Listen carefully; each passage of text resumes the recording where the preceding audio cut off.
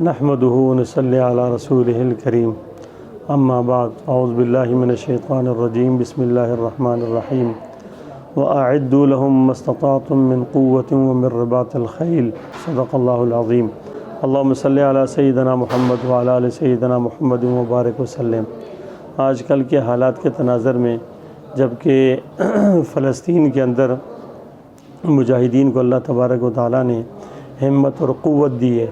یہ تمام امت مسلمہ کی طرف سے ایک فرض ادا کر رہے ہیں، اور یہ فرض یہ جہاد کا تو ساری امت مسلمہ کے اوپر ہے۔ تو اب یہ جب فرض ادا کر رہے ہیں تو ہم لوگوں کا کیا فریضہ بنتا ہے؟ چاہیے ہے کہ ہم بھی وہاں تک خود پہنچیں، یعنی خود بنفس نفیس ہر ایک شخص پہنچنے کی کوشش کریں۔ وہ نہیں ہو سکتا تو کم از کم مالی تعاون کریں۔ مالی تعاون بھی اگر انسان کے بس پہ اگر نہیں ہے تو بھائی یہ تو سب کر سکتے ہیں کہ 2 رکعت نماز پڑھیں، اللہ پاک سے مانگے ہیں، جب بھی دعا کے لیے ہاتھ اٹھیں تو ان مسلمانوں کے لیے دعا کریں، اور اللہ تبارک و تعالیٰ ممکن ہے کہ ہماری دعاؤں سے ہمارا کام بنا دے، کیونکہ اللہ تبارک تعالیٰ نے اپنے دین کو غالب کرنا ہے نا، تو وہ تو صرف مسلمانوں اور انسانوں اور مسلمانوں سے صرف تھوڑی سی ہمت اور ارادے کو دیکھتے ہیں کہ ان کے دلوں میں کتنا جذبہ ہے، کتنا جہاد کا جذبہ ہے، دین کے غلبے کا کتنا جذبہ ہے۔ اس لیے چاہیے ہے کہ اس آیت کے تناظر میں ہر ایک انسان جب بھی واک کرے، جب باقی علاج کرے، ہم ہر فارغ واک کرتے رہتے ہیں، اب دوڑتے رہتے ہیں، سارے انسان جو ہے نا اپنی جسم کی کیئر کرنے میں سارے لگے ہوئے ہیں، تو چاہیے کہ جب جسم کے لیے اتنی کوشش کرتے ہیں تو اس کے اندر نیت جہاد کی کر لیں۔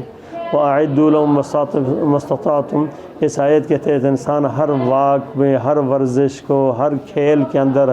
اس کا ارادہ کرے کہ میں کسی طریقے سے جہاد کے لیے تیار ہوں، تو ہمیں اس کا ثواب بھی مل جائے گا، اور اپنی نیتوں و ارادوں کے اوپر انشاءاللہ ثواب بھی ملے گا، اور دعا اور باقی جو بھی ہم سوچ سکتا ہے جب وہ کریں گے تو انشاءاللہ اللہ پاک ہم یقین رکھتے ہیں کہ ہمارے مسلمان بھائیوں کی، مجاہدین کی مدد بھی فرمائے گا، اور ہماری دنیا آخرت بھی انشاءاللہ بن جائے گی۔ تو میں تمام سے درخواست کرتا ہوں، تمام ساتھیوں سے، تمام امت مسلمہ سے، کہ وہ اپنے بھائیوں کو، فلسطینی مجاہدین کو،